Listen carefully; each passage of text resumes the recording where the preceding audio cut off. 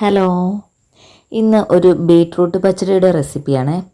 സദ്യയിൽ ഒഴിച്ചുകൂടാൻ പറ്റാത്ത ഒന്നാണല്ലോ ബീട്രൂട്ട് പച്ചടി. അപ്പോൾ അതിന് വേണ്ടിയിട്ട് ഒരു ബീട്രൂട്ട് ഞാൻ ഇതുപോലെ ഒരുവിധം വലിയ പീസായിട്ട് കട്ട് ചെയ്ത് കുറച്ച് വെള്ളം കൂടി ഒഴിച്ച് വേവിച്ച് തണുപ്പിച്ചെടുത്തിട്ടുണ്ട്. അതിനുശേഷം അതൊരു മിക്സിയുടെ ജാറിലേക്ക് മാറ്റിയിട്ട് നന്നായിട്ടൊന്ന് അരച്ചെടുക്കുന്നുണ്ട്.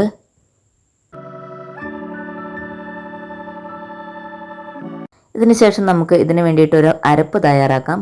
അതിന് വേണ്ടിയിട്ട് നിങ്ങൾക്ക് അരപ്പിന് ആവശ്യമായിട്ടുള്ള അളവിൽ തേങ്ങ എടുക്കാം. ഞാനിപ്പോൾ ഒരു പിടി തേങ്ങയാണ് എടുത്തിട്ടുള്ളത്. അതേപോലെ 1 ടീസ്പൂൺ അളവിൽ കടുക് ചേർത്ത് കൊടുത്തിട്ടുണ്ട്. ഒരു നുള്ളു ജീരകം ഇട്ട് കൊടുത്തിട്ടുണ്ട്. ഇനി എരിവിന് ആവശ്യമായിട്ടുള്ള പച്ചമുളക് ചേർക്കാം.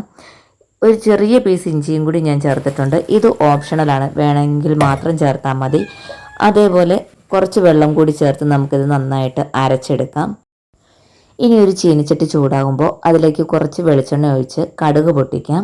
കടുക് പൊട്ടി വരുമ്പോൾ അതിലേക്ക് ഒരു ചെറിയ ഉള്ളി അരിഞ്ഞതും കറിവേപ്പിലയും ഒരു 2 ഉണക്കമുളകും കൂടി ചേർത്ത് കൊടുത്ത് അതൊന്ന് മൂപ്പിച്ചെടുക്കുന്നുണ്ട്.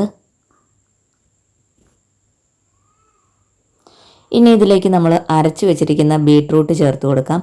അപ്പോൾ ഈ ബീട്രൂട്ട് ഓൾറെഡി നമ്മൾ കുക്ക് ചെയ്തതായതുകൊണ്ട് തന്നെ ഇനി അത് ഒരുപാട് ഇട്ട് കുക്ക് ചെയ്യേണ്ട ആവശ്യമില്ല. ജസ്റ്റ് ഞാനതൊന്ന് മിക്സ് ചെയ്തെടുക്കുന്നേ ഉള്ളേ. അതിനുശേഷം നമ്മൾ എടുത്തു വെച്ചിരിക്കുന്ന അരപ്പ് കൂടി ഇതിൻ്റെ അകത്തേക്ക് ചേർത്ത് കൊടുക്കാം. മിക്സിയുടെ ജാറ് കഴുകി ഒരല്പം മാത്രം വെള്ളം കൂടി ഞാനിതിലേക്ക് ചേർക്കുന്നുണ്ട്. ഇത് അത്യാവശ്യം നല്ല തിക്കായിട്ട് നമുക്ക് കിട്ടേണ്ടത് കൊണ്ട് തന്നെ വെള്ളം ഒരുപാട് ഇതിലേക്ക് ചേർക്കണ്ട. തിളച്ച് വന്നിട്ടുണ്ട്. അപ്പോൾ ഇതിലേക്ക് ഞാൻ കുറച്ച് തിക്കായിട്ടിരിക്കേണ്ടതുകൊണ്ട് ഈ വെള്ളം ഒന്ന് വറ്റി വരുന്നതിന് വേണ്ടിയിട്ട് വെയിറ്റ് ചെയ്യുവാണ്.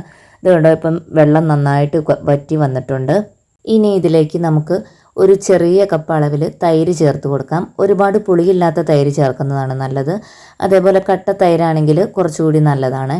പുളിക്ക് ആവശ്യത്തിനുള്ള തൈരും കൂടി ചേർത്ത് നന്നായിട്ടൊന്ന് മിക്സ് ചെയ്തെടുക്കാം. അപ്പോൾ തൈര് ചേർത്തതിന് ശേഷം ഇത് ഒരുപാട് തിളയ്ക്കണ്ട.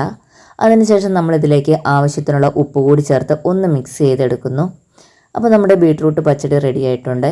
അപ്പം നല്ല കളറുള്ള ബീട്രൂട്ടാണ് എടുക്കുന്നതെങ്കിൽ നമുക്ക് കുറച്ചുകൂടി നല്ലൊരു ഡാർക്ക് കളറായിട്ട് കിട്ടുമേ. വീഡിയോ ഇഷ്ടപ്പെട്ട ചാനലൊന്ന് സബ്സ്ക്രൈബ് ചെയ്ത് സപ്പോർട്ട് ചെയ്യണേ. അതേപോലെ വീഡിയോ എല്ലാവർക്കും ഷെയർ ചെയ്ത് കൊടുക്കുക, ലൈക്ക് ചെയ്യുക, കമൻറ്റ് ചെയ്യുക. Thank you for watching.